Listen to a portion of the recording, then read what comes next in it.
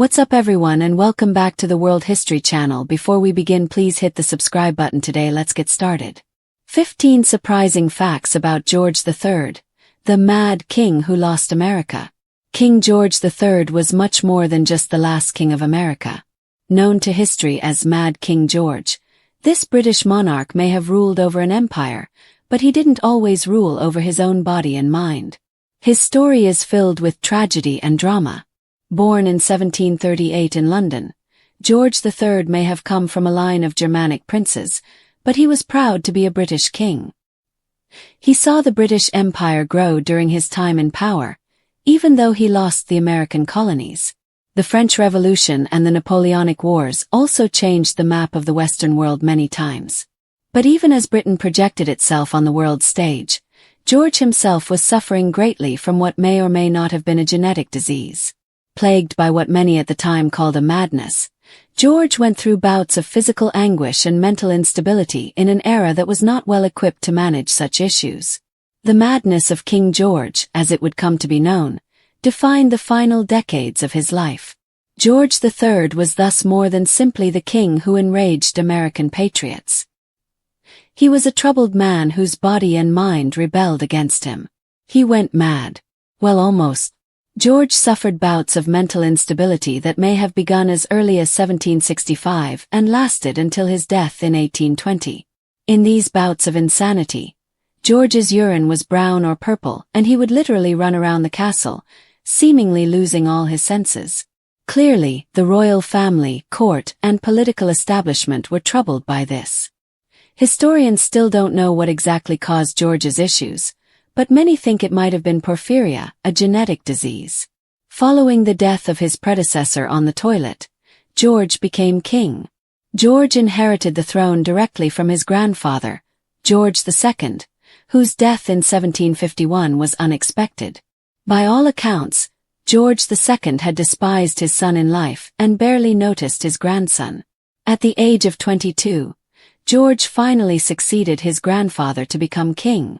The circumstances under which George III inherited the throne were less than dignified, however. His grandfather's reign ended because he died while using the toilet. George became king after his predecessor died on the toilet. Since his own father had died unexpectedly in 1751, George inherited the throne directly from his grandfather, George II. By all accounts, George II had despised his son in life and barely noticed his grandson. George became king at the age of 22, succeeding his grandfather. The circumstances under which George III inherited the throne were less than dignified, however. His grandfather's reign ended because he died while using the toilet. He almost didn't live past infancy. George III, one of the most consequential monarchs in British history, almost didn't live to reign. When he was born in June 1738, he was 2 months premature. Everyone was sure he would not live, and so a hasty baptism was organized that day. But then he lived. In an era when infant mortality was relatively high, baby George's survival was nothing short of astonishing. The premature prince was 81 years old when he died. He lived his final years locked away in a castle while his eldest son ruled as regent. During the king's fits of ill health, he often retired to Kew Palace outside of London to escape the public eye. But by 1811, it was clear that the king was getting worse instead of better. As a result, his eldest son and heir assumed the role of regent. George III was unceremoniously locked away at Windsor Castle, lost in his own confusion. He remained there until his death in 1820. Arsenic may have accidentally poisoned him. The exact cause of George's illness during the latter half of his reign is unknown to historians. The findings of a recent chemical analysis on a portion of George III's hair were quite intriguing. They found abnormally high levels of arsenic in the follicles and believe this may have triggered, or at least worsened, the king's repeated bouts of illness. Arsenic could have gotten into the king's system any number of ways, such as through powdered wigs or from medicine physicians might have administered. Many historians believe that porphyria caused George's breakdowns, and that could have been triggered or worsened by arsenic. He took overprotective parenting to a new level. Though George may have had problems with his eldest son, he cherished his 6 daughters. He and his wife, Queen Charlotte, doted on their girls, and allowed them the same excellent education usually reserved only for boys. The catch: he kept his daughters under constant watch and made it very difficult for his daughters to marry. The only one to marry while George wasn't ill was the eldest daughter, who seemed to have married to get out of the palace more than anything else. Many of the girls didn't get any true freedom until their father was locked away during his fits of madness, and the girls weren't allowed to marry until they were in their late 30s or 40s, if ever. He betrayed both his oldest son and heir. George III followed in the Hanoverian tradition of kings despising their heirs. George I constantly butt heads with George II, and George II did not get on well with his own son, Frederick, George III's father. The future George IV was nothing like his father. He was a spendthrift who bit his thumb at everything his father represented and even got cozy with opposition politicians, just to piss off his dad. Due to the son's eagerness to assume the throne, they had heated disagreements. During one of George's fits of madness, he actually threw George Jr. against a wall. The American Revolution royally pissed him off. In the United States, George III is often painted as an entitled tyrant who trampled on the rights of democratically minded, definitely not British Americans. The truth, of course, is way more complicated than that. But it is true that the rebellion that broke out in the colonies deeply disturbed, enraged, and confused George III. He simply found it impossible to believe that his subjects would behave as they did. He wanted Great Britain to put down the rebellion by any means necessary. He was willing to beat his subjects into submission. This, of course, only made things worse. His stricken wife gave birth to at least 15 children. In September 1761, George, then 23 years old, wed Charlotte, then 17 years old. It proved to be a loving, happy marriage.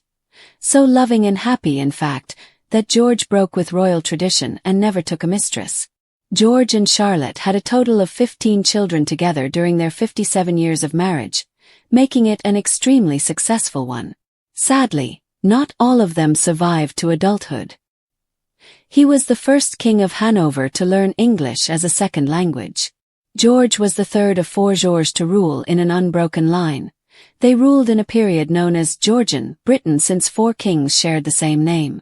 Apart from being the third George, he was also the very first George to speak English as his first language. George was a Hanoverian king, meaning his family actually was from the small principality of Hanover in what is today Germany. George I barely spoke English, and his son George II spoke it with a heavy German accent. He was an unapologetic moralist in a loose and wild age. In a wild and free time, he was a moralist who didn't back down. Photo: British Cartoon Prints Collection via Wikimedia Commons. The 18th century was an age of seduction, masquerades and scandals, but George would have none of that. He worked very hard to project an image of domestic tranquility and stability. Indeed, he was known as Farmer George. George's domestic sensibilities didn't always rub off on his family, however. In 1772, Parliament passed the Royal Marriages Act to prevent royals from entering into imprudent marriages. George's sons infamously led scandalous private lives full of secret wives, meddling mistresses, and illegitimate offspring. The death of his favorite daughter broke his heart. George's favorite child was Princess Amelia, his youngest. Amelia suffered from ill health for the majority of her life, and it sadly caught up with her in 1810 when she passed away. She even gave her father a ring with the words, "Remember me," on it when she died. George never quite got over the death of his beloved youngest child. He was virtually inconsolable, and in his fits, he often claimed that she was still alive. By all accounts, Amelia's death irrevocably altered George. It probably even triggered his final bout of illness and, ultimately, the establishment of the regency. He rambled on for hours due to his illness. The fact that George rambled on and on was one of George's many physical, mental, and behavioral signs of illness. When the king was ill, he spoke nonsense, according to the physicians and courtiers who were around him. It has become impossible to follow his train of thought or even understand his meaning, and it got worse with age. In 1819, his rambling reached a high-water mark. He chattered away for 58 hours. He was said to be so rambling that he actually froze to the mouth. His final years were spent in pain and confusion. George's issues were not just mental, they were also physical. He suffered from severe aches and pains, and he even had convulsions that were so powerful that aides had to sit on him so as to keep him from injuring himself. Added to his physical ailments was the fact that George's means of communication were drastically reduced. He was blinded by cataracts, and his hearing got worse as he got older. This meant that George's confused mental state was made even worse by the fact that he could no longer communicate with ease. Though he had 9 sons, they had a hard time producing male heirs. George and Charlotte had 9 sons over the course of their marriage, and 2 of them would wear the crown before passing it on to a new generation. When his eldest son became George IV in 1820, he had no heirs to his crown, so it went to his younger brother William. Though William had plenty of surviving offspring, 10 to be exact, they were all illegitimate. So when he died, the crown finally passed onto a head that would wear it for a long, long time. His 18-year-old niece Victoria, the only surviving legitimate child of George III, 4th son. Queen Victoria would rule until 1901. King George III, often remembered as the monarch who lost America, was a figure of complexity and contradiction. His reign, from 1760 to 1820, spanned a transformative period in British history, marked by the American Revolution, the Napoleonic Wars, and significant social and political change. However, beyond the political events, George III's personal life and health have been subjects of intrigue and misinterpretation. The label Mad King George has overshadowed his legacy, but a closer examination reveals a man of depth, resilience, and misunderstood affliction. 1. A premature birth against the odds. Born on June 4, 1738, George III entered the world 2 months premature, a circumstance that in the 18th century often led to infant mortality. His remarkable survival led to his hasty baptism on the same day, as his parents feared he wouldn't survive. This early battle for life foreshadowed his later struggles with health and adversity. 2. Inherited the throne under unusual circumstances. George III became king at the age of 22, following the unexpected death of his grandfather, George II, in 1760. The elder George's death was notably undignified. He passed away while using the toilet, a detail that added an element of scandal to the transition of power. This event marked the beginning of George III's long and often tumultuous reign. 3. The madness of King George. A misunderstood condition. The term madness has been historically used to describe George III's periodic bouts of mental instability. Symptoms included erratic behavior, confusion, and physical distress. For years, historians attributed these episodes to a hereditary condition known as porphyria. However, recent studies have cast doubt on this diagnosis, suggesting that other factors, such as arsenic poisoning, may have played a significant role in his health issues. 4. Arsenic poisoning, a potential culprit. Analyses of George III's hair in the latter part of the 20th century revealed alarmingly high levels of arsenic, more than 300 times the normal concentration. This discovery pointed to chronic arsenic exposure, possibly from medications like James's powders, which contained antimony that could have been contaminated with arsenic. Arsenic impairs heme metabolism, causing porphyria to worsen and possibly causing the king to suffer from prolonged illness. 5. A king of science and the arts. Contrary to the image of a detached monarch, George III had a deep interest in science, agriculture, and the arts. He was an accomplished musician, a skilled artist, and an avid collector of scientific instruments. The Royal Veterinary College and the Royal Academy of Arts were established during his time in office. An exhibition at Buckingham Palace highlighted his contributions, showcasing his architectural sketches and scientific endeavors. The Observer. 6. An intricate relationship with his successor George III. Relationship with his eldest son, the Prince of Wales, later George IV., was fraught with tension. The prince's extravagant lifestyle and political opposition to his father led to strained relations. During one of his episodes, George III reportedly threw his son against a wall, highlighting the deep familial discord. 7. Parental overprotection. George III was particularly overprotective as a father, particularly toward his 6 daughters. He took a progressive stance at the time by ensuring that they received an education comparable to that of boys. However, he also kept them under strict supervision, delaying their marriages until they were in their late 30s or 40s, if at all. This control extended to their personal lives, reflecting the king's desire to maintain authority over his family's affairs. 8.